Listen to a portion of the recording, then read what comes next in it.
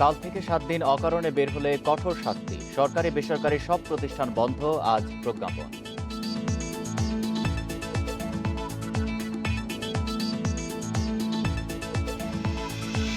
লকডাউনের আগের দিন ঢাকা ছাড়ার হিড়িক। সড়ক ফেরিঘাটে ভিড়, রাজধানীতে কর্মজীবীদের ভোগান্তি।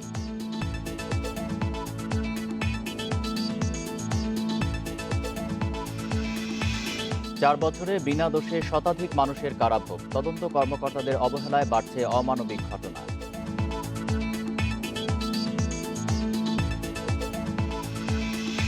মগবাজারে বিস্ফোরণের ঘটনায় আহত আরও একজনের মৃত্যু। নিহত বেড়ে 9, মিথেন গ্যাসের জন্য বিস্ফোরণ।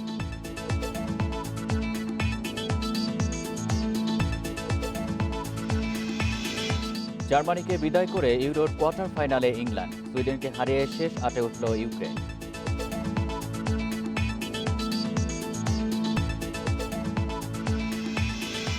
স্বাগত বিরতিহীন ইন্ডিপেন্ডেন্ট সংবাদে। আপনাদের সাথে আছি আমি আলী আশরাফ। শুনছিলেন শিরোনাম, যাব পুরো খবরে। করোনা সংক্রমণ রোধে কাল থেকে সারা দেশে 7 দিনের কঠোর বিধিনিষেধ ঘোষণা করেছে সরকার। আজ জারি করা হবে প্রজ্ঞাপন। মঙ্গলবার তথ্য বিবরণীতে বলা হয়, 7 দিনের জন্য গণপরিবহন ও জনসাধারণের চলাচলে নিষেধাজ্ঞা দেওয়া হয়েছে। এ সময়ে বন্ধ থাকবে সব সরকারি ও বেসরকারি প্রতিষ্ঠান। জরুরি প্রয়োজন ছাড়া ঘরের বাইরে বের হলে কঠোর শাস্তির হুঁশিয়ারি দেওয়া হয়েছে।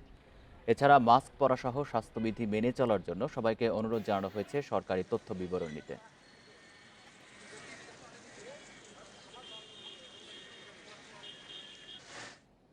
লকডাউনের মধ্যেও পায়ে হেঁটে প্রাইভেট কার ভাড়া করে রাজধানী ছাড়ছেন লোকজন। কয়েকগুণ বেশি ভাড়া দিয়ে গন্তব্যে যেতে হচ্ছে তাদের। এদিকে 3 দিনের সীমিত লকডাউনে অফিসকামীদের ভোগান্তি চরমে। সীমিত লকডাউনের দ্বিতীয় দিনেও রাজধানীর বিভিন্ন পয়েন্টে ছিল বাড়ি ফেরা মানুষের ভিড়। ভ্যান, রিক্সা, মোটরসাইকেল, লেগুনা, মাইক্রোবাস, যে যেভাবে পারছেন ঢাকা ছাড়ছেন।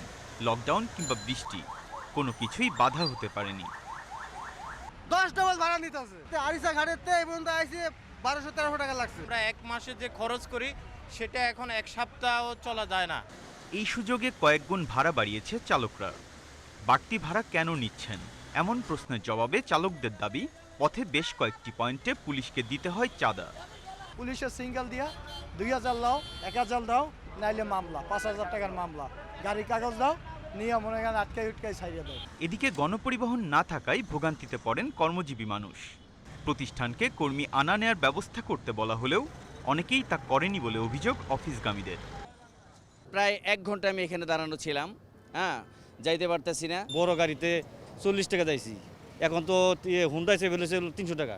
পুলিশ বলছে, নির্দেশনা অনুযায়ী জরুরি সেবা পরিবহন আর রিক্সা ছাড়া কিছুই চলতে দেয়া হচ্ছে না। এদিকে জনস্বাস্থ্য বিশেষজ্ঞরা বলছেন, কঠোর নজরদারি নিশ্চিত করতে না পারলে পরিস্থিতি আরও খারাপ হবে। যদি কেউ মোটরসাইকেলে রাইড শেয়ারিং ব্যবস্থা চালায় তাহলে আমরা আইনানুগ ব্যবস্থা নিচ্ছি। আমরা প্রাইভেট কার কিংবা মাইক্রোবাস যেটাই হোক না কেন, যদি সেটা আপনার যাত্রী পরিবহনের কাজে ব্যবহৃত হয় সেটা বিরুদ্ধে আমরা আইনানুগ ব্যবস্থা নিচ্ছি। আগামী সেই 1 সপ্তাহে যদি কঠোর নজরদারি থাকে এবং যারা স্বাস্থ্যবিধি মানবে না তাদেরকে যদি আইনের আওতায় নিয়ে আসা হয়, তাহলে অবশ্যই আমরা বিশ্বাস করি যে এই সংক্রমণ কমে আসবে। বুধবার পর্যন্ত সীমিত লকডাউন থাকলেও বৃহস্পতিবার থেকে কঠোর লকডাউনের ঘোষণা দিয়েছে সরকার। Biprajit Chanda, independent news, Dhaka. এ নিয়ে আরও জানাতে রাজধানীর আমিনবাজার থেকে যোগ দিচ্ছেন সহকর্মী বিপ্রজিৎ চন্দ। বিপ্রজিৎ, আমিনবাজার এলাকায় বাড়ি ফেরা মানুষের চাপ কেমন দেখছেন, তাদের ভোগান্তির চিত্র জানাবেন।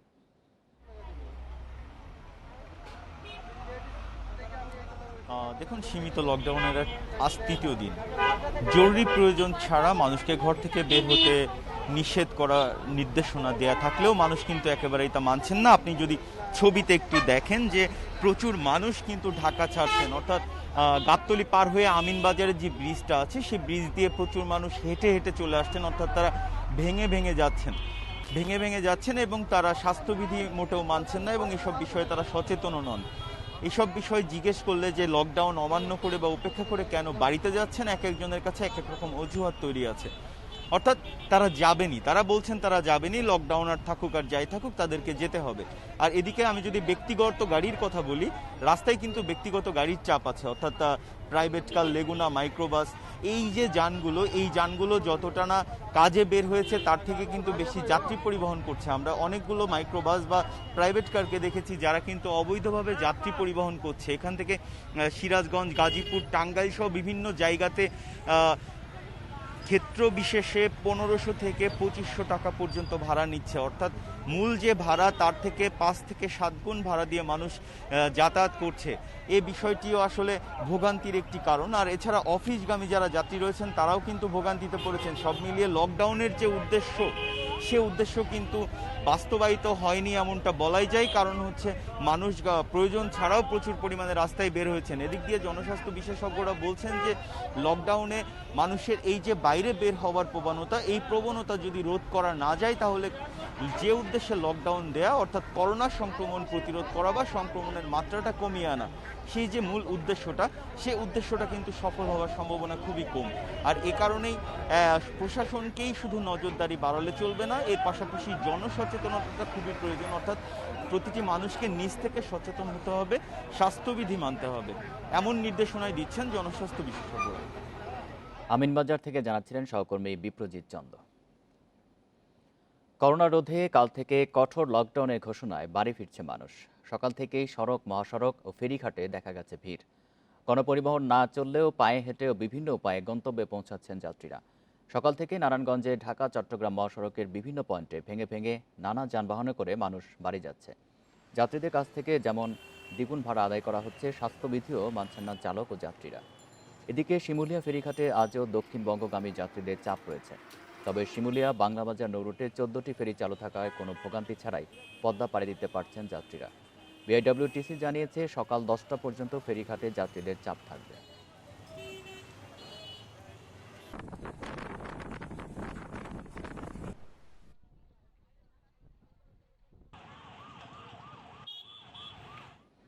ফেরিঘাট পরিস্থিতি নিয়ে আরও জানাতে মুন্সিগঞ্জ ও মানিকগঞ্জ থেকে যোগ দিচ্ছেন সহকর্মীরা। শুরুতেই মুন্সিগঞ্জের শিমুলিয়া ঘাট থেকে জানাবেন সহকর্মী শুভ ঘোষ। শুভ, ঘাটে এই মুহূর্তে মানুষের ভিড় কেমন দেখছেন? স্বাস্থ্যবিধি মানাতে কোনো তৎপরতা আছে কিনা সেখানে? দেখুন, আপনার আগামীকাল থেকে অর্থাৎ 1 জুলাই থেকে যে লকডাউনটি দেওয়া হচ্ছে কঠোর বিধিনিষেধের মাধ্যমে কার্যকর করার জন্য, সেই এমন আশঙ্কায় কিন্তু আমরা দেখেছি যে 1 সপ্তাহেরও বেশি সময় ধরেই কিন্তু রাজধানীর যে সরকারি কর্মসূচিগুলো রয়েছে সেগুলো বন্ধ হয়ে যাওয়ার কারণে কিন্তু মানুষ বাড়ি ফিরছেন। আজকে সকাল থেকেও আসলে তার ব্যতিক্রম ঘটেনি। আগামীকালকে লকডাউনকে কেন্দ্র করে কিন্তু মানুষ রাজধানী ছাড়ছেন এবং সকাল থেকে এই ঘাট থেকে অর্থাৎ শিমুলিয়া থেকে বাংলা বাজার পর্যন্ত যে ফেরিগুলো ছেড়ে গেছে সেই ফেরিগুলো কিন্তু 80%-রও বেশি যাত্রী নিয়ে কিন্তু এই ঘাট থেকে ছেড়ে গেছে। তবে ঘাট এলাকায় কিন্তু এখন ব্যক্তিগত যে প্রাইভেট কার এবং গাড়িগুলো রয়েছে সেগুলোর সংখ্যাও কিন্তু বেলা বাড়ার সাথে সাথে বাড়ছে।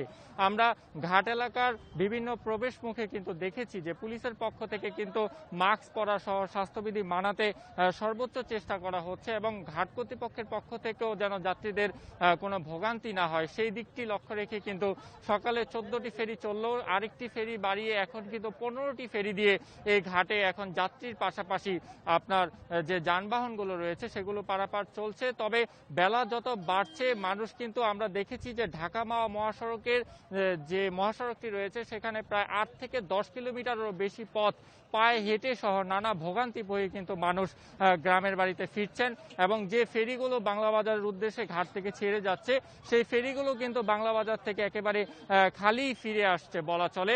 তবে সকাল থেকে যে ফেরিগুলো আমরা ছেড়ে যেতে দেখেছি তাদের সব কয়টি ফেরিতেই কিন্তু যাত্রীদের যে উপচে পড়া ভিড় সেটি কিন্তু অব্যাহত ছিল।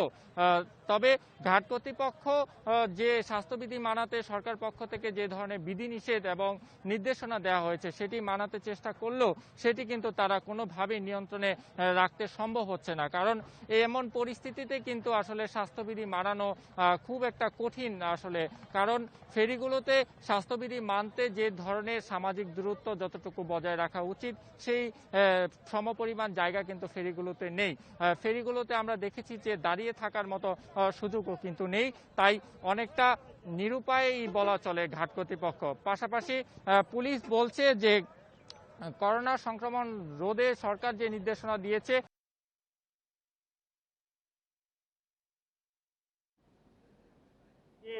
লকডাউন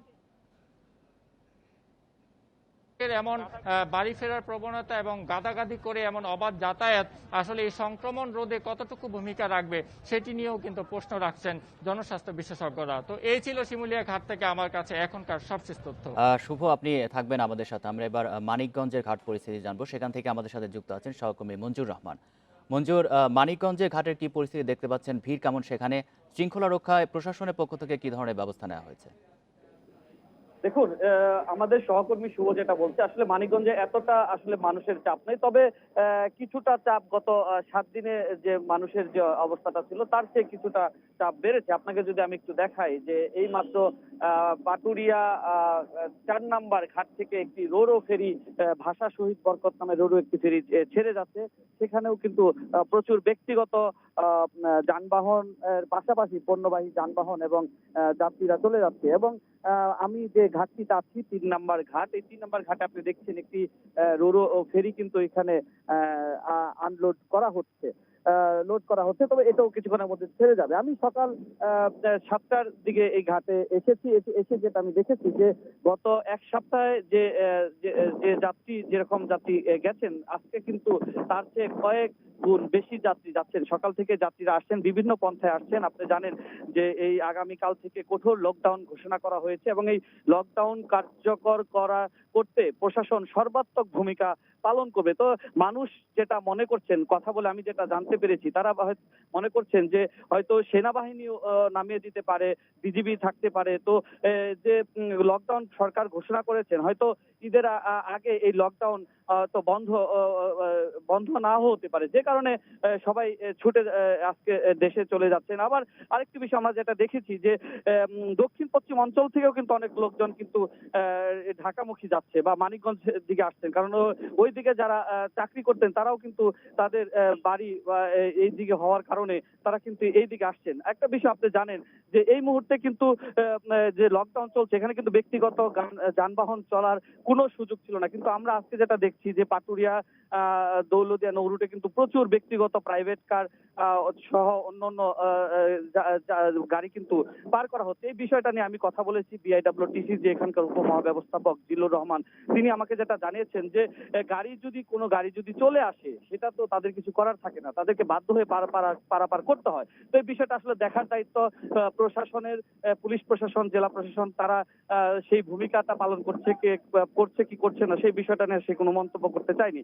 আরেকটা বিষয়, আমি যখন ভোরবেলা ঢাকা আর মহাসড়ক হয়ে ঘাটে এসেছি, তখন কিন্তু আমি পুলিশের কোনো চেকপোস্ট বা কোনো কিছু আমি দেখতে পাইনি। তবে ইতিমধ্যে আমি যেটা জানতে পেরেছি মানিকগঞ্জের যে মূলযান এলাকা আছে সেখানে কিন্তু একটি চেকপোস্ট বসানো হয়েছে এবং এই যাত্রী এবং যানবাহন নিয়ন্ত্রণ করার জন্য। তারপর এরপরেও কিন্তু যাত্রীরা বিভিন্ন ভাবে ভেঙে তারা আসছেন। যাত্রীরা আমাদেরকে যেটা বলেছেন যে এই যে যানবাহন, যাত্রীবাহী যানবাহন চলাচল বন্ধ থাকায় তাদের আসতে হচ্ছে কিন্তু বিভিন্ন ভাবে, বিভিন্ন পন্থায় তাদের আসতে হচ্ছে। এভাবে আসার কারণে কিন্তু একদিকে তাদের যেরকম দুর্ভোগ পোহাতে হচ্ছে, অন্যদিকে কিন্তু তাদের কয়েক গুণ বেশি ভাড়া আদায় করা হচ্ছে। কিন্তু প্রশাসন এবং দেখেছি আমরা এই ব্যাপারে কিন্তু একেবারেই গা ছাড়া একটা অবস্থা। এই লকডাউন যে বাস্তবায়নে প্রশাসনের যে কার্যকর যে ভূমিকা, এই ভূমিকা কিন্তু আমরা আসলে এই যে লকডাউন চলাকালীন অবস্থায় কিন্তু আমরা সেটা দেখিনি। আমি মানিকগঞ্জের সিভিল সার্জন ডাক্তার আনোয়ারুল আমিন আখন্দ, তার সাথে আমি কথা বলেছি। তিনি যেটা আমাকে জানিয়েছেন যে মানিকগঞ্জে কিন্তু করোনা আক্রান্ত রোগীর সংখ্যা কিন্তু বাড়তে শুরু করেছে এবং সর্বশেষ যেটা তিনি আমাকে বলেছেন যে বর্তমানে গড়ে মানিকগঞ্জে করোনা সংক্রমণের হারে কিন্তু 20%। তবে এইখান থেকে বাঁচতে হলে বা রক্ষা পেতে হলে স্বাস্থ্যবিধি অবশ্যই মেনে চলতে হবে, মাস্ক ব্যবহার করতে হবে। এই ছিল আমার কাছে মানিকগঞ্জের পাটুরিয়া ঘাট থেকে সর্বশেষ খবর। মুন্সিগঞ্জ এবং মানিকগঞ্জ থেকে জানাচ্ছিলেন আমাদের সহকর্মীরা। দেখছেন বিরতিহীন ইন্ডিপেন্ডেন্ট সংবাদ। সংবাদে আরও যা থাকছে, কোরবানি ঈদকে সামনে রেখে পশু পরিচর্যায় ব্যস্ত খামারিরা, করোনা পরিস্থিতিতে দাম পাওয়া নিয়ে শঙ্কা।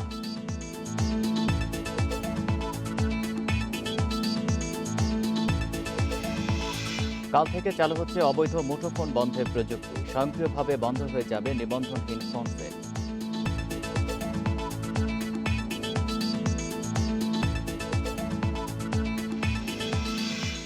শুক্রবার দেশে আসছে মডার্নার 25 লাখ ডোজ করোনার টিকা। এই টিকা জরুরি ব্যবহারের অনুমোদন দিয়েছে ওষুধ প্রশাসন অধিদপ্তর।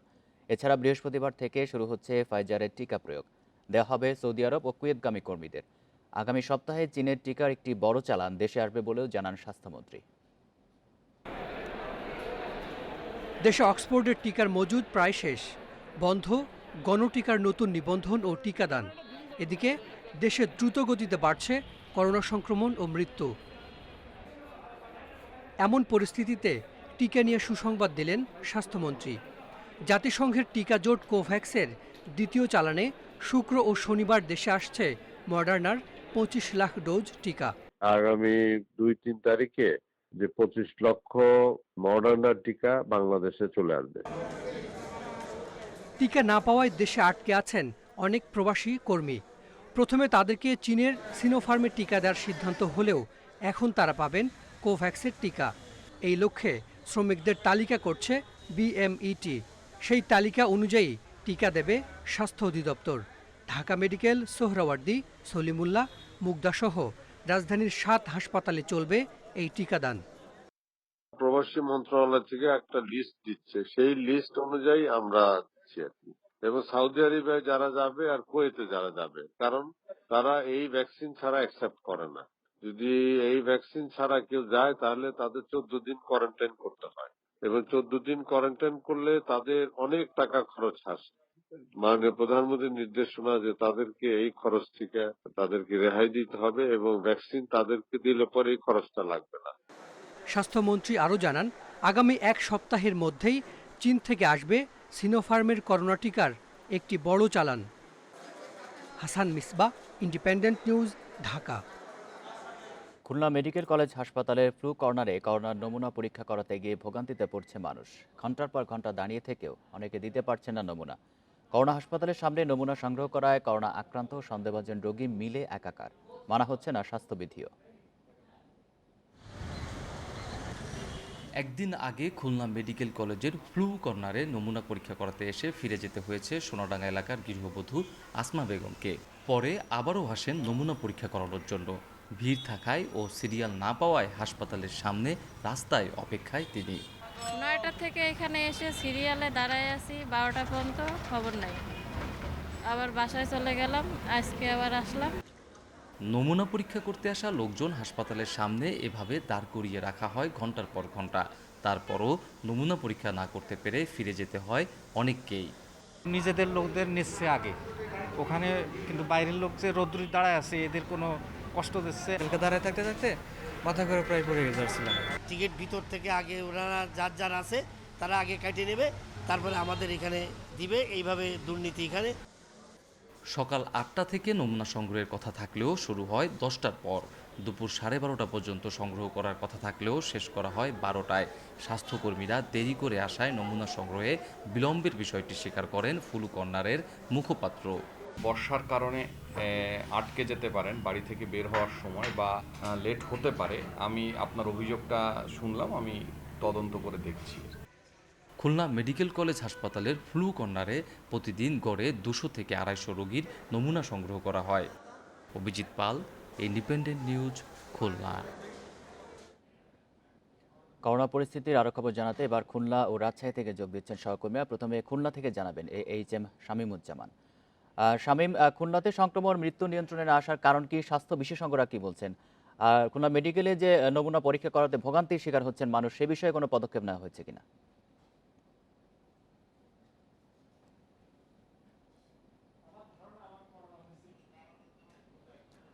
শামীম, খুলনাতে সংক্রমণ আর মৃত্যু নিয়ন্ত্রণে না আসার কারণ কি? বিশেষজ্ঞরা কি বলছেন? আর খুলনা মেডিকেলে যে নমুনা পরীক্ষা করাতে মানুষ ভোগান্তির শিকার হচ্ছেন, সে বিষয়ে কোনো পদক্ষেপ নেওয়া হয়েছে কিনা?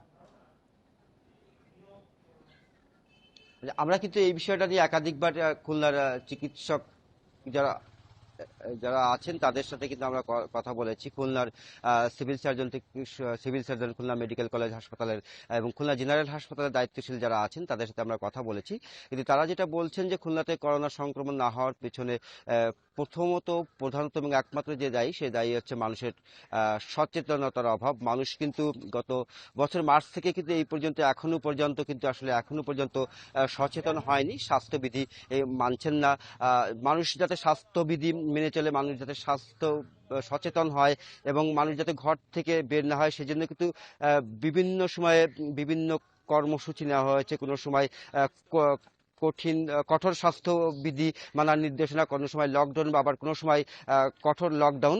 কিন্তু এত কিছুর পরেও কিন্তু আসলে মানুষ স্বাস্থ্যবিধি মানেনি। মানুষ কিন্তু সেই যে আগের মতোই যেমন বের হতো সেইভাবেই বের হচ্ছে। মানুষ কিন্তু সামাজিক দূরত্ব যে বজায় রাখার কথা রয়েছে সেই সামাজিক দূরত্ব বজায় রাখছে না, এবং মাস্ক ব্যবহারের প্রবণতাও যেমন কিন্তু মানুষের মধ্যে কিন্তু অনেকটাই কম। এই বিষয়ে কিন্তু চিকিৎসকরা যেটা বলছেন, মানুষ যত সময় সচেতন না হবে, যত সময় না স্বাস্থ্যবিধি মানবে, তত সময় কিন্তু আসলে করোনা নিয়ন্ত্রণ সম্ভব নয়। করোনা কিন্তু আসলে বাড়তেই থাকবে। এই ক্ষেত্রে কিন্তু আসলে স্বাস্থ্যসেবা বৃদ্ধি করে কিন্তু আসলে কিছুই করার নেই।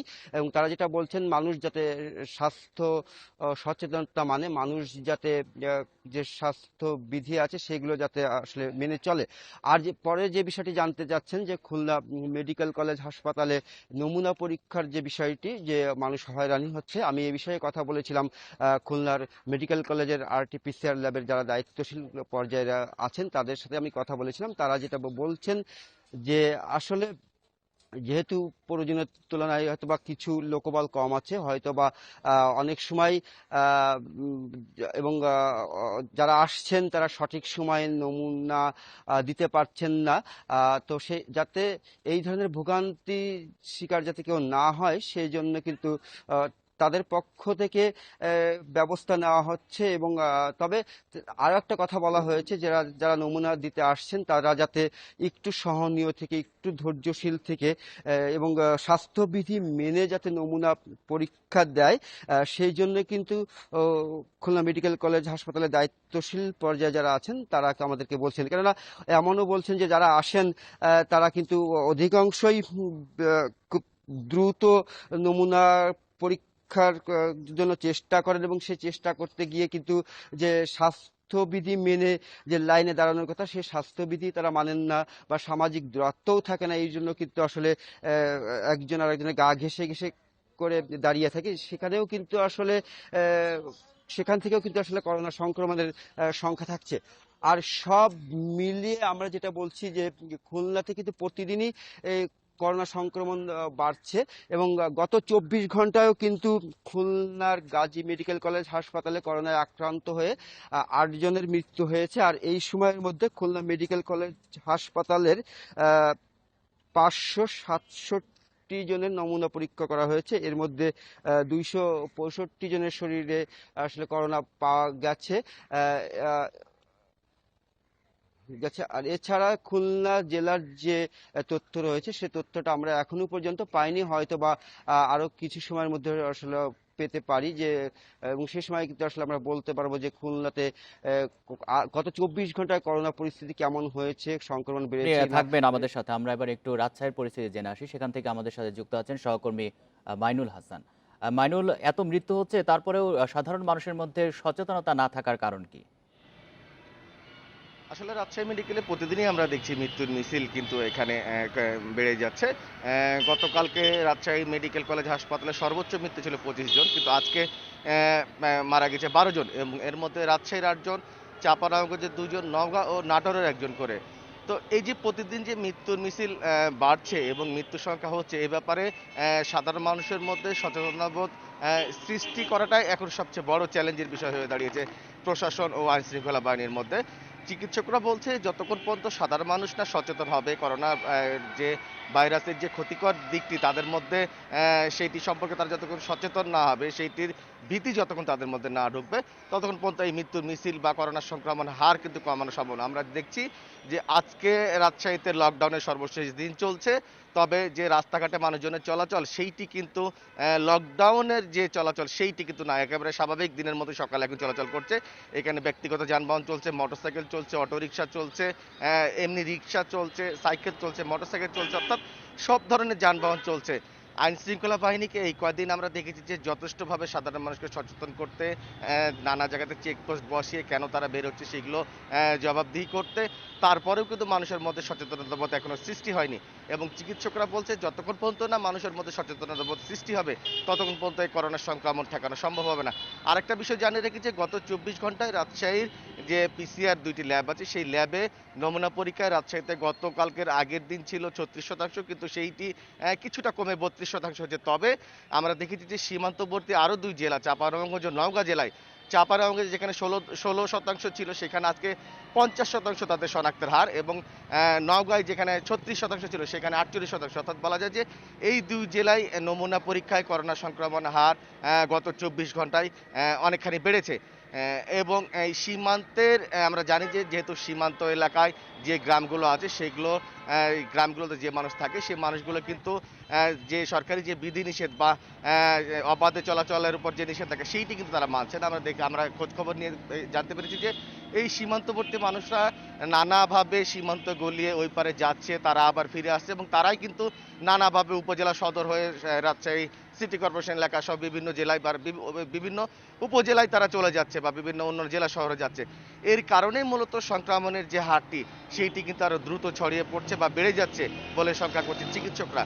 এবং রাজশাহী মেডিকেল কলেজের চিত্র যদি বলি, যে যেহেতু 12 জন মারা গেছে, গত 24 ঘন্টায় আরও 63 জন ভর্তি হয়েছে, এবং রাজশাহী মেডিকেল কলেজ হাসপাতালে 405টি বেডের বিপরীতে এখন ভর্তি আছে 460 জন। সেক্ষেত্রে হাসপাতালে বেড সংকট চরম দেখা দিয়েছে, সেই সাথে আছে চিকিৎসক সংকট। আমরা জানি যে অনেক চিকিৎসক এবং স্বাস্থ্যকর্মীরা রাজশাহী মেডিকেল হাসপাতালে করোনার চিকিৎসা দিতে গিয়ে তারা করোনা আক্রান্ত হচ্ছেন এবং তারা আবার সুস্থ হয়ে চিকিৎসা কার্যক্রমে যোগ দিচ্ছেন।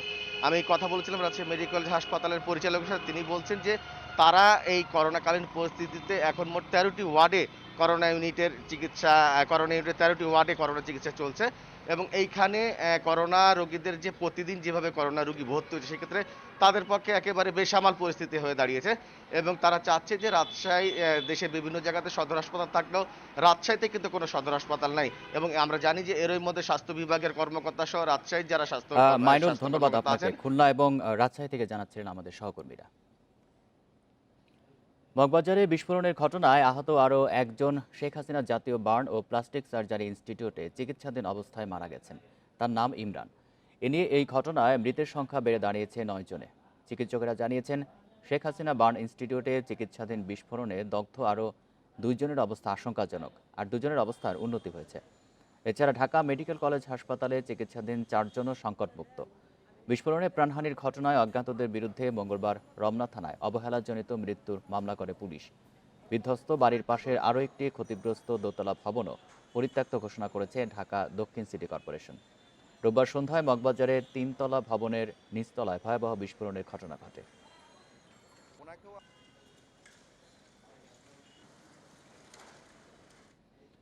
বিনা দোষে কারাভোগের সংখ্যা বেড়েই চলেছে। দায়িত্ব অবহেলায় নিরপরাধ মানুষদের জীবন থেকে হারিয়ে যাচ্ছে মূল্যবান সময়। বিভিন্ন গণমাধ্যমের খবরে গত 4 বছরে এমন ঘটনা শতাধিক, যা প্রকৃত সংখ্যা হাজারের ওপরে।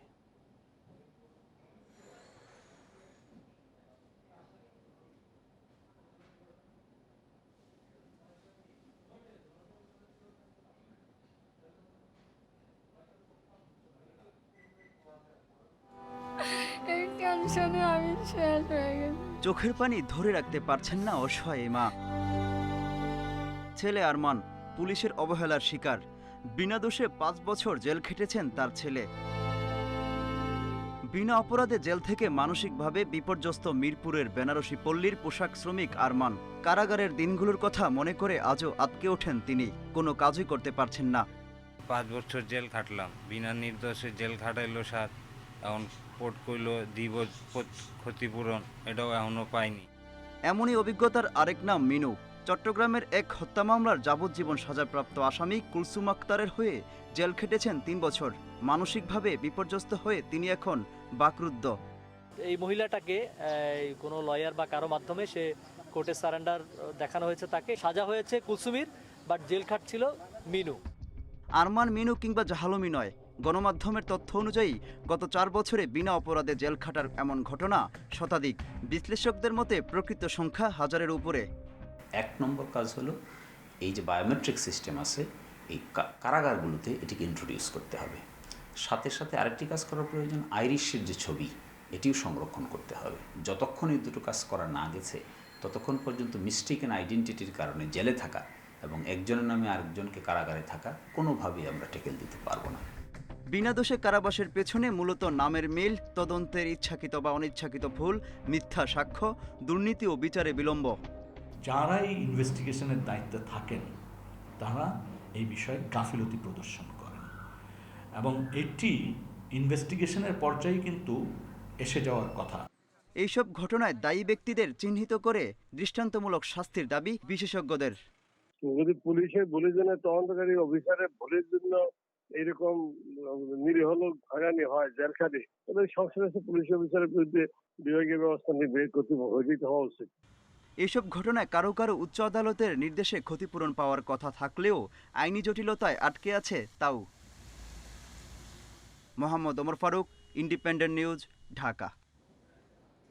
কোরবানির ঈদকে সামনে রেখে গরু মোটাতাজাকরণে ব্যস্ত সময় পার করছেন খামারিরা। তবে গোখাদ্যের বাড়তি দাম ও করোনা পরিস্থিতিতে কাঙ্ক্ষিত দাম পাওয়া নিয়ে শঙ্কায় রয়েছেন তারা। স্থানীয় হাটের পাশাপাশি অনলাইনে গরু বিক্রির উদ্যোগ নিচ্ছে প্রশাসন ও প্রাণী সম্পদ বিভাগ।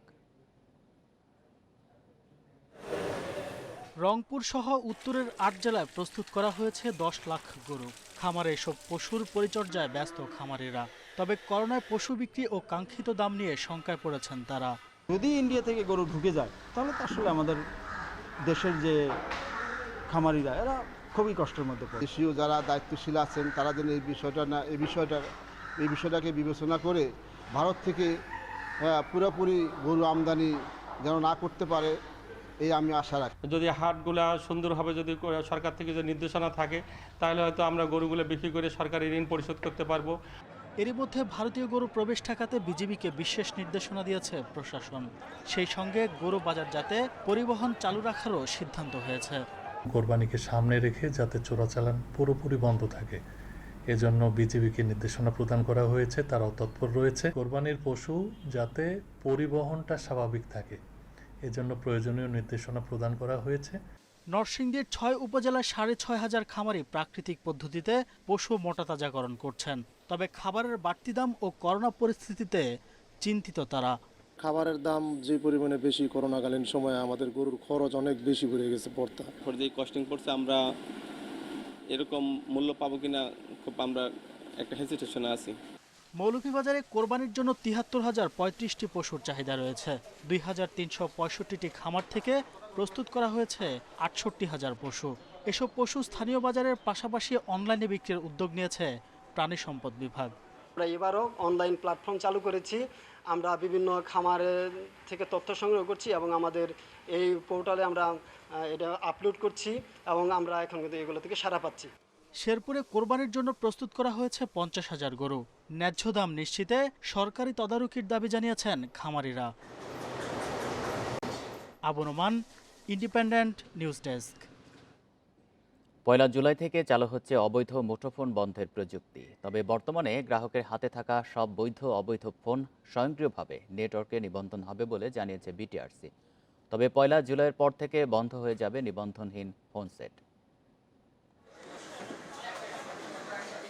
দেশে বর্তমানে ব্যবহৃত মোবাইল ফোনের 20 থেকে 25% অবৈধ উপায়ে আনা। প্রতি বছর দেশে বিপুল পরিমাণ মোবাইল ফোন অবৈধভাবে আমদানি হওয়ায় বড় অঙ্কের রাজস্ব হারাচ্ছে সরকার, প্রতারিত হচ্ছে অনেক গ্রাহক, আছে নিরাপত্তাজনিত সমস্যাও।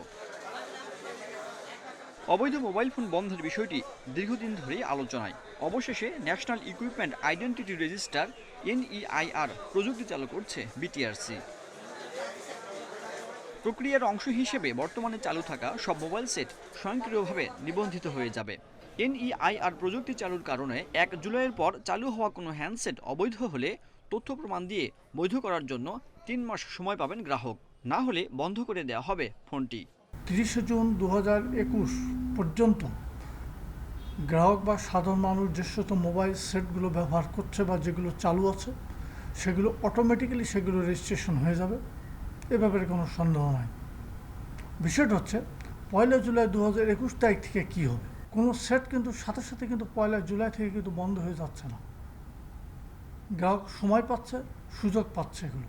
অবৈধ মোবাইল ফোন বন্ধ হলে ব্যবহারকারী, বৈধ আমদানিকারক ও সরকার সব পক্ষই লাভবান হবে বলে জানিয়েছেন আমদানিকারকেরা। কোয়ালিটি বা বৈধভাবে আমদানিকৃত, এবং যেটা হয় যে একজনের হ্যান্ডসেট ইউজ করে আরেকজনে ক্রাইম করে আরেকজনকে মিথ্যাভাবে ফাঁসিয়ে দিতে পারে, সেখান থেকেও সে এটা থেকে মুক্ত হবে। ইকুইপমেন্ট ব্যবহারের যে সুফল এবং অপব্যবহারের যে কুফল, সেটা থেকে আমরা সেফ থাকতে পারবো।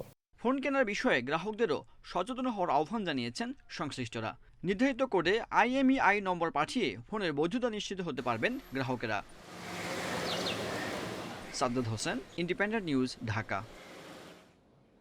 সিরাজগঞ্জ শহর রক্ষা বাঁধে আকস্মিক ধস দেখা দিয়েছে। এরই মধ্যে নদীতে বিলীন হয়েছে বাঁধের 150 মিটার এলাকা। ভাঙন অব্যাহত থাকায় আতঙ্ক বিরাজ করছে নদী পাড়ের মানুষের মাঝে। ভাঙন ঠেকাতে কাজ করছে পানি উন্নয়ন বোর্ড। একের পর এক ধসে পড়ছে সিসি ব্লক। সিরাজগঞ্জ শহর রক্ষা বাঁধের হাট পয়েন্টে অব্যাহত ভাঙনে আতঙ্কিত হয়ে পড়েছেন শহরবাসী। কয়েকদিনের বৃষ্টি আর উজান থেকে নেমে আসা ঢলে ভয়াল রূপে ফিরতে শুরু করেছে যমুনা। মঙ্গলবার পুরাতন জেলখানা ঘাট এলাকায় হঠাৎ ভাঙনে ধসে যায় 150 মিটার এলাকা। এরপর আতঙ্ক ছড়ায় শহরবাসীর মাঝে। বাঁধটি নিয়মিত রক্ষণাবেক্ষণ না থাকায় এই অবস্থা, অভিযোগ স্থানীয়দের। সবাই দৌড় পরে আসলো, আসা দেখতেছে ভাঙ্গা শুরু, তাহলে সবাই আতঙ্কের মধ্যে পড়ে গেছে। ধীরে ধীরে ডাকতেছে, ডাবার পরে 2টার থেকে ভাঙ্গা শুরু করে দিল। তখন বাঙ্গুরি ধরে, তখন না মূল লোককার মানুষ আইসা ফালা উড়ে করো আর খাতা সই করো এই বেলে তারা কামাই করে। ভাঙন ঠেকাতে জরুরিভাবে কাজে নেমেছে পানি উন্নয়ন বোর্ড। কর্মকর্তারা বলছেন, নদীতে পানি বৃদ্ধি ও তলদেশে তীব্র স্রোতের কারণে দেখা দিয়েছে ধস। এটা বেড স্কনের কারণে মূলত আমরা প্রাথমিকভাবে মনে করছি। তারপর আমার সার্ভে চলছে, তারপরে আমরা পরে ফাইনালি ডিটেক্ট করতে পারছি কি জন্য হয়েছে। তো আমার যেটা মনে হচ্ছে যে এটা ঘূর্ণাবর্তের কারণেই, বেড স্কনের কারণে এটা 70 মিটার মতো ধস নেমেছে আর কি। যমুনার ভাঙন প্রতিরোধে 331 কোটি টাকা ব্যয়ে 1996 থেকে 2001 সাল পর্যন্ত শহর রক্ষা বাঁধটি নির্মাণ করে Korean Hyundai company. Independent news desk. Corona মহামারীর মধ্যেও বাংলাদেশের বৈদেশিক মুদ্রার রিজার্ভ একের পর এক রেকর্ড করছে। প্রবাসীদের পাঠানো রেমিটেন্সের ওপর ভর করে রিজার্ভ প্রথমবারের মতো $46 বিলিয়ন ছাড়িয়েছে। মঙ্গলবার দিন শেষে রিজার্ভ গিয়ে ঠেকে $46.08 বিলিয়ন। রেমিটেন্স বৃদ্ধির পাশাপাশি বৈদেশিক মুদ্রার খরচ তুলনামূলক কম হওয়ায় রিজার্ভ বাড়ছে বলে জানান সংশ্লিষ্টরা। বৈদেশিক মুদ্রার এই মজুদ দিয়ে 10 মাসের আমদানি দায় মেটানো সম্ভব। সাধারণভাবে কোনো দেশে 6 মাসের আমদানি দায় মেটানোর মতো রিজার্ভ থাকলে সেটিকে যথেষ্ট বলে মনে করা হয়। রিজার্ভ বৃদ্ধির ফলে এখান থেকে বিভিন্ন প্রকল্পে ঋণ দেওয়ার পরিকল্পনা নিয়েছে সরকার।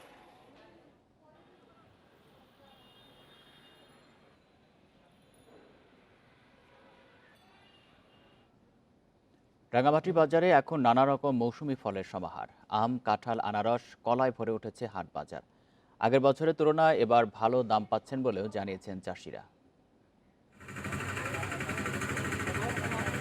কাঁঠালের জন্য বিখ্যাত পার্বত্য চট্টগ্রামে এবার আম এবং আনারসের ফলনও হয়েছে ভালো। ব্যবসায়ীরা বলছেন, বর্তমানে প্রতি কেজি আম বিক্রি হচ্ছে 50 থেকে 70 টাকায়, কাঁঠাল প্রতিটা 40 থেকে 100 টাকা, আনারসের জোড়া 15 থেকে 40 টাকা, আর কলার আকার অনুযায়ী প্রতি ছড়া বিক্রি হচ্ছে 200 থেকে 5000 টাকা পর্যন্ত।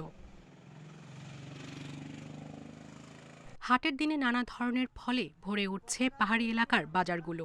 আগে এসব ফল বিক্রি না হওয়ায় বাগানেই নষ্ট হতো। এখন ভালো দাম পেয়ে খুশি চাষি ও বিক্রেতারা। এ তো গাছের জড়ি পড়ে যাইতো, বিক্রি হতো না। এখন তো মোটামুটি যে কিছু মাল ভালো হলে দামে যায়। এখন তো ফলের গাছের নষ্ট হয় না, এখন আমার বেশি দাম পাইছি। এই মৌসুমে ফল নিয়ে রাঙামাটিতে যান দেশের বিভিন্ন প্রান্তের পাইকারি ব্যবসায়ীরা। বিগত বছরগুলোর চেয়ে এবার বেশি দামেই কিনতে হচ্ছে বলে জানান তারা। 60, 70, 80 বা 100 টাকা ছাড়া 150 টাকা ছাড়া আমার কালা সারা কিনে পড়বে। এখন 30 টাকা না, এখন 300 টাকা, 400 টাকা, 200 টাকা এরকম। কাঁঠালের অবস্থা মোটামুটি ভালো যে এখন বৃষ্টি পড়ছে, একটু দাম বেশি। সড়ক যোগাযোগ উন্নত হওয়ার পাশাপাশি দাম নিয়ে সচেতনতা বাড়ায় চাষিরা লাভবান হচ্ছেন বলে দাবি কৃষি বিভাগের। এখন আমাদের কৃষক ভাইরা কিন্তু যাচাই বাছাই করে ব্যবসায়ীদের কাছে বিক্রি করতে পারে, আবার পাশাপাশি অনেকেই আছে অনলাইনেও বিক্রি করে, এমন চাষি আমাদের অনেক হাতে আছে, যার প্রেক্ষিতে আমাদের কৃষকের মূল্য ভালো পাচ্ছে এবং ফলনও বাড়তেছে। এবছর রাঙামাটিতে ৩,৩৯২ হেক্টর জমিতে ৪০,০০০ টন আম, ৩,৩৭৫ হেক্টর জমিতে ৯৭,০০০ টন কাঁঠাল এবং ৩,০০০ হেক্টর জমিতে ৬০,০০০ টন আনারস উৎপাদন হয়েছে। Independent news. বিশ্বে একদিনে করোনায় ৭,৩০০ মানুষের মৃত্যু হয়েছে। নতুন রোগী শনাক্ত হয়েছে ৩,৬৩,০০০। এ নিয়ে বিশ্বে করোনায় মোট মৃত্যু ৩৯,৫৩,০০০ ছাড়ালো। মোট আক্রান্ত 18,25,00,000-এর বেশি। ব্রাজিলে একদিনে 1,900-র বেশি প্রাণহানি, শনাক্ত 64,000। ভারতে গত 24 ঘন্টায় মারা গেছে 816 জন, নতুন আক্রান্ত 45,000। জরুরি ব্যবহারের জন্য মডার্নার ভ্যাকসিনের অনুমোদন দিয়েছে দেশটি। মুম্বাইয়ের 50% শিশুর শরীরে করোনার অ্যান্টিবডির উপস্থিতি মিলেছে। বিএমসির চতুর্থ সমীক্ষায় মুম্বাইয়ের 1 থেকে 18 বছর বয়সীদের 51%-এর শরীরে করোনার অ্যান্টিবডি পাওয়া গেছে। করোনায় আক্রান্ত হয়েছেন যুক্তরাজ্যের সেনাপ্রধান স্যার নিক কার্টার। এরপরই দেশটির প্রতিরক্ষা মন্ত্রী এবং শীর্ষ সামরিক কমান্ডাররা কোয়ারেন্টিনে গেছেন। ইরানে প্রথমবারের মতো 10 জনের দেহে করোনা ভাইরাসের ডেল্টা ভ্যারিয়েন্ট শনাক্ত হয়েছে।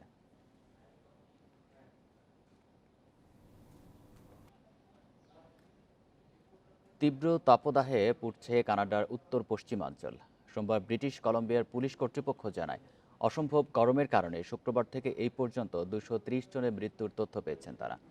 অতিরিক্ত গরমের কারণেই এসব মৃত্যু হয়েছে বলে ধারণা কর্তৃপক্ষের। এছাড়াও আরও 107 জনের শ্বাসকষ্ট এবং 32 জন হিট স্ট্রোক করেছেন বলেও জানান তারা। সোমবার ব্রিটিশ কলম্বিয়া রাজ্যের তাপমাত্রা রেকর্ড করা হয় 47.9 ডিগ্রি সেলসিয়াস। এই সপ্তাহের আগে কানাডা জুড়ে তাপমাত্রা কখনোই 45 ডিগ্রি সেলসিয়াসের ওপরে ওঠেনি বলে জানান আবহাওয়াবিদরা। সপ্তাহ জুড়েই এই দাবদাহ চলবে বলে জানিয়েছেন তারা।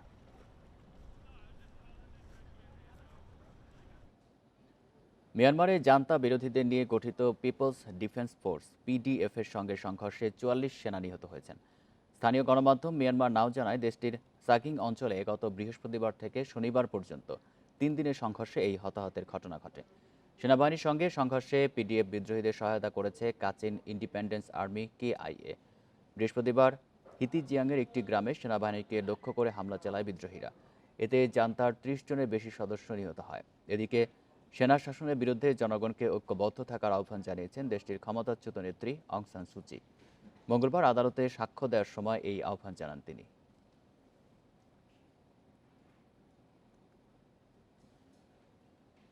ওয়েম্বলির ভরা গ্যালারিতে উৎসব করেছে ইংল্যান্ড। জার্মানিকে 2-0 গোলে হারিয়ে ইউরোর কোয়ার্টার ফাইনালে 3 লায়ন্স। দ্বিতীয়ার্ধে গোল করেছেন রাহিম স্টার্লিং ও হ্যারি কেইন। পুরো ম্যাচে দাপট দেখিয়েছে 3 লায়ন্স। প্রথমার্ধে সুযোগ কাজে লাগাতে পারেনি স্টার্লিং কেইনরা। বিপরীতে জার্মানিও বেশ কয়েকবার সুযোগ পেয়েছে, কিন্তু ইংলিশ গোলকিপার জর্ডান পিকফোর্ডের দৃঢ়তায় গোলমুখ করতে ব্যর্থ ডায়মন্ড শ্যাফট। বিরতির পরও গোলের খোঁজে ছিল ইংলিশরা। ম্যাচের 69 মিনিটে জ্যাক গ্রেলিশ বদলি নামার পরই মেলে সাফল্য। প্রথম গোল আসে 75 মিনিটে। আবারও ইংলিশদের ত্রাতা রাহিম স্টার্লিং। এই গোলে পরোক্ষ অবদান গ্রেলিসের। মাঝে সমতা ফেরানোর দারুণ সুযোগ মিস করেন থমাস মুলার। ব্যবধান দ্বিগুণ হয় 10 মিনিটের মাথায়। গ্রেলিসের অ্যাসিস্টে জার্মানদের হতাশা বাড়িয়েছেন হ্যারি কেইন।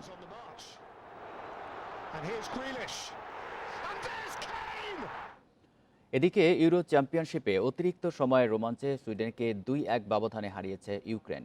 নাটকীয় জয়ে প্রথমবারের মতো ইউরোর কোয়ার্টার ফাইনালে উঠল আন্দ্রে শেভচেঙ্কোর দল। গ্লাসগোর হ্যাম্পটন পার্কে ম্যাচের 27 মিনিটে এগিয়ে যায় ইউক্রেন। স্কোরশিটে নাম তোলেন জিনচেঙ্কো। বিরতির আগেই সুইডেনকে ম্যাচে ফেরান এমিল ফর্সবার্গ। বিরতির পর এগিয়ে যাওয়ার সুযোগ ছিল ইউক্রেনের। দুর্ভাগ্যবশত পোস্টে বাধা পায় ফর্সবার্গের শট। 99 মিনিটে লাল কার্ড দেখেন দানিয়েলসন। 10 জনের সুইডেনকে পেয়ে সুযোগ কাজে লাগায় ইউক্রেন। 120 মিনিটের ম্যাচে যোগ করা 3 মিনিটের প্রথম মিনিটে আসে জয়সূচক গোল। আর্তেমের গোলে ইতিহাস গড়ার উৎসবে মাতে ইউক্রেন। শেষ 8-এ আগামী শনিবার ইংল্যান্ডের মুখোমুখি হবে দলটি। মুমিনুল হকের নেতৃত্বে জিম্বাবুয়ে পৌঁছেছে টেস্ট দল। নিয়ম অনুযায়ী একদিনের কোয়ারেন্টিনে থাকবেন ক্রিকেটাররা। এরপর জৈব সুরক্ষা বলয়ে হবে সিরিজ। 8 বছর পর জিম্বাবুয়ে সফরে বাংলাদেশ। সবশেষ সফর ছিল মুশফিকের নেতৃত্বে, এবার দায়িত্ব মুমিনুলের কাঁধে। প্রথম দফায় 17 জনের স্কোয়াড ঢাকা ছাড়ার কথা থাকলেও ভিসা জটিলতায় আটকে গেছেন সাদমান ইসলাম। অন্যদিকে যুক্তরাষ্ট্র থেকে সরাসরি দলের সঙ্গে যোগ দেবেন সাকিব আল হাসান। জিম্বাবুয়েতে একমাত্র টেস্ট শুরু আগামী 7 জুলাই। এরপর 3 ম্যাচের ওয়ানডে সিরিজ শুরু 16 জুলাই আর 3 ম্যাচের টি-20 সিরিজ 23 জুলাই। প্রথম দফায় মুমিনুলের নেতৃত্বে জিম্বাবুয়ে গেছে বাংলাদেশের টেস্ট স্কোয়াড। যুক্তরাষ্ট্র থেকে সরাসরি জিম্বাবুয়েতে দলের সাথে যোগ দেবেন সাকিব। সেরা তারকাকে নিয়ে লঙ্গার ভার্সনের সাফল্যের আশায় টাইগাররা। তবে ফিটনেস, অফ ফর্ম কিংবা কম্বিনেশন ইস্যুতে বড় চ্যালেঞ্জের মুখে টিম ম্যানেজমেন্ট। করোনাকালে তৃতীয় অ্যাওয়ে সিরিজ বাংলাদেশ দলের জিম্বাবুয়ে সফর প্রায় 8 বছর পর। প্রথম দফায় মুমিনুলের নেতৃত্বে গেছে টেস্ট স্কোয়াড। ওখানে পৌঁছে একদিন কোয়ারেন্টিনের পর প্রস্তুতি শুরু। 7 জুলাই থেকে মাঠে একমাত্র টেস্ট। এই ফরম্যাটে এমনিতেই নাজুক অবস্থা, প্রস্তুতির সুযোগও কম। তার উপর হারারের কন্ডিশন মোটেও সহজ নয়। ডিপিএল টি-20 খেলেই যেতে হয়েছে, তাই লঙ্গার ভার্সনের মেজাজ ধরতে সময় লাগতেই পারে। সেখানে দুদিনের প্রস্তুতি ম্যাচই একমাত্র ভরসা। টেস্টের আগে সামনে অনেক প্রশ্ন, গুরুত্বপূর্ণ মাহমুদুল্লাহ প্রসঙ্গ। তামিম মুশফিকের ফিটনেস সংখ্যায় বিকল্প ভেবে তাকে নেওয়া হয়েছে, কিন্তু সিনিয়র সদস্যকে ডেকে খেলানো হবে তো? একাদশে ঢুকলে 6 না 7-এ খেলবেন মাহমুদুল্লাহ, তা নিয়েও তো ভাবা দরকার। সাকিবের ফেরা বড় স্বস্তি। এখন ব্যাটিং অর্ডারে পরিবর্তন অবধারিত। ওপেনিংয়ে সাইফ নাকি সাদমান খেলবেন তার নিশ্চয়তা নেই। শুধু টেস্ট দলে থাকা শান্তও কি 3-এ টিকে যাবেন? শ্রীলঙ্কায় বড় সেঞ্চুরি হাঁকিয়ে পরের 3 ইনিংসে তিনি ব্যর্থ। জিম্বাবুয়েতেও কঠিন চ্যালেঞ্জ। সুযোগ পাবেন তো? মুমিনুল 3-এ উঠে এলে বাদ পড়তেই পারেন। কেমন হবে বোলিং আক্রমণ? সাকিব দিচ্ছে এক্সট্রা অ্যাডভান্টেজ। জিম্বাবুয়ের কন্ডিশনে 3 পেসার থাকার সম্ভাবনা বেশি। কজন স্পিনার খেলবেন তা বোঝা মুশকিল। সাকিবের সাথে লাইনে তাইজুল আর মিরাজ। ওদের অ্যাওয়ে পরিসংখ্যান চিন্তার বড় কারণ।